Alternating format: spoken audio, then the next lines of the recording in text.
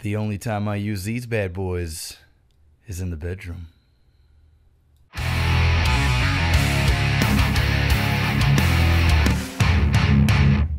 If you can't tell by the intro, we're reviewing Let's Be Cops. And sorry about it being so late. I was in Vegas having my bachelor party, but here I am now. All right, this movie stars Damon Wayans Jr. and Jack Johnson. I'll be honest, I don't even know who the hell Jack Johnson is, but the movie premise looked friggin' hilarious, so I decided to give it a try. Now, this movie is a total mixed bag. There are some really funny moments, and there's definitely some cringeworthy moments, but for the most part, I will say the main two guys had extremely good chemistry.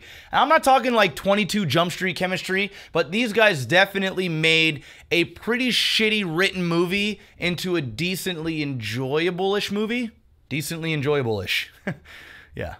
Rob Riggle's in the movie. That's a good thing. Now, our two main characters go to a costume party dressed up as cops. It isn't Halloween, so when they're walking down the street in cop uniforms, people legitimately think they're cops, and this is actually the best part of the movie. Now, watching these guys with their newfound powers is pretty hilarious. It's kind of like watching, I don't know, Spider-Man and seeing Peter Parker get bit by the spider, then go home, sweat like a whore in church. He can shoot webs. He has heightened senses. He can climb walls.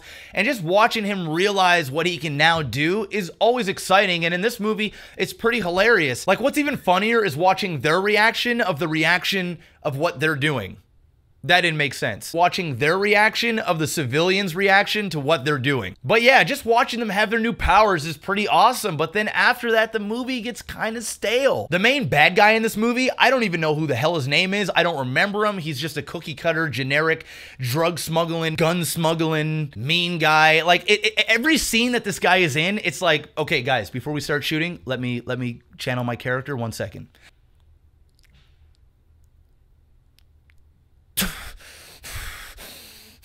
I mean, every scene that this guy is in, it looks like he's gonna take a shit, no joke. Yeah, it was just bad. And I said one of the main bad guys because the main villain in this movie is the writer, Luke Greenfield. Holy shit! At the end of every scene, Justin is like, "You're an idiot" to Ryan. Every single scene, there'd be punchline, and then at the end, "You're an idiot." At one point, I looked at Kayla, I was like, in 3 seconds, he's gonna say, "You're an idiot." 3, 2, 1. You're an idiot. Apparently, I can't even count. Now, his directing skills were a little bit better, but they still weren't anything great. I think he directed The Animal with the Rob Schneider movie, that shitbox, and that guilty pleasure movie, The Girl Next Door. That was decent. I haven't seen it in like 10 years, but it was good back in the day, sort of. Like, seriously, this movie didn't know what it wanted to be at times. Every time the characters were in a scene with that dude, the movie just changed. The mood was just too serious. At least in Ride Along and 22 Jump Street, the main bad guys kind of had a comedic relief to them. They'd say maybe something funny, maybe in a serious way, but it comes off funny to the audience. Maybe the main characters would say something funny to them. I don't know, but it just got way too serious and it just threw me out of the movie. Now, this movie wasn't a total shitbox. There was definitely some funny moments. Rob Riggle had a great scene in a hardware store, and the two main characters really elevated this movie to make it watchable. But that's all it is. It's just watchable, and it's kind of sad because the premise was so good. They could have done so much with this movie,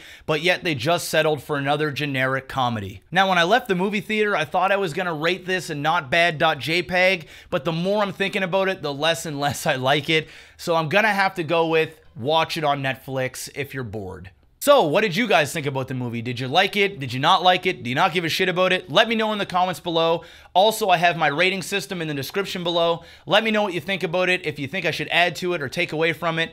Thank you so very much. Hit that like button, subscribe. It really does go a long way. And this is my very first movie review. Hopefully, they'll get better as time goes on. I'm MaximusBlack. Peace out.